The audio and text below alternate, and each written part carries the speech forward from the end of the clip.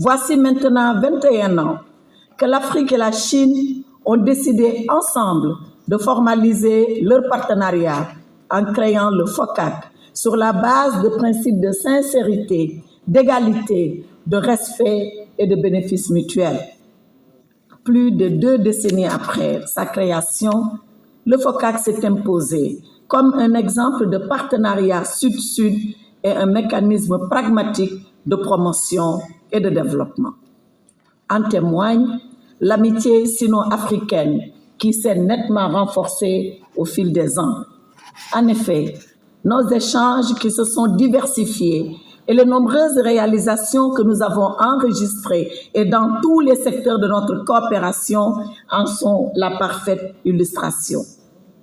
Aujourd'hui, le moment est venu pour nous de consolider davantage nos acquis et de mieux raffermir nos relations en vue de réaliser ensemble une prospérité partagée pour le bien-être de nos populations. C'est à cela que nous convie le thème de notre présente conférence. Je le rappelle, approfondir le partenariat sino-africain et promouvoir le développement durable pour bâtir une communauté d'avenir partagée Chine-Afrique dans la nouvelle ère. Face à la pandémie de la COVID-19, nos pays ont montré un bel exemple de solidarité qui prouve que, lorsque les circonstances l'exigent, nous sommes capables de nous mobiliser pour ensemble relever les défis, et ce, quelle que soit leur ampleur. Alors que s'ouvre une nouvelle page dans la vie du FOCAC,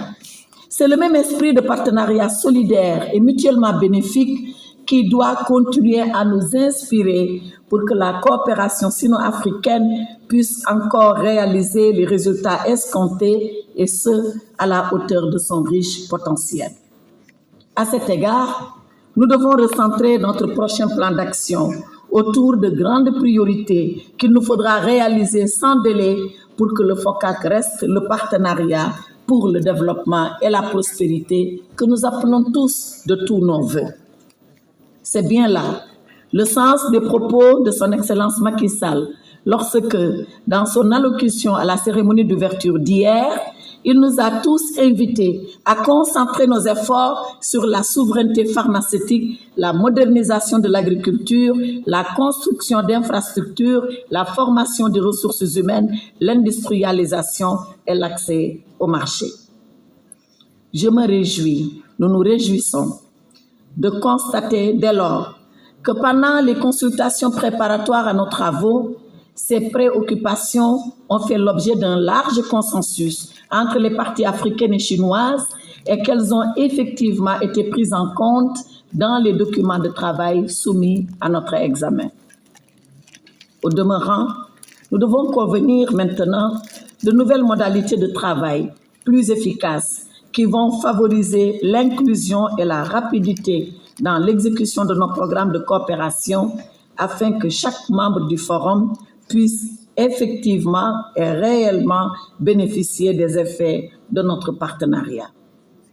À cet égard, l'agenda 2063 de l'Union africaine nous offre un cadre favorable pour travailler ensemble autour de grands projets d'intégration régionale conçus pour promouvoir un développement harmonieux et équilibré de l'Afrique. C'est dans le même esprit qu'a été lancée la zone de libre-échange continentale africaine, la ZLECAf, qui vise à faire de l'Afrique un acteur économique majeur ainsi qu'un marché intégré aux chaînes de valeur mondiales. En même temps qu'elles annoncent l'avènement d'une nouvelle ère en Afrique, ces grandes initiatives de l'Union africaine représentent l'offre de partenariat gagnant-gagnant que l'Afrique propose au reste du monde et à la Chine. Cette offre s'adresse en particulier à la République populaire de Chine, comme je le disais, un pays fidèle ami de l'Afrique et ardent défenseur de la participation des nations en développement à la gouvernance mondiale. Par-delà l'amitié,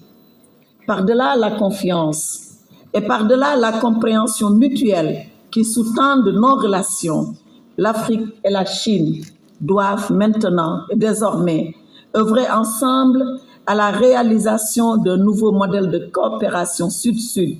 au service du progrès économique, et sociale et d'un ordre international plus juste et plus équilibré.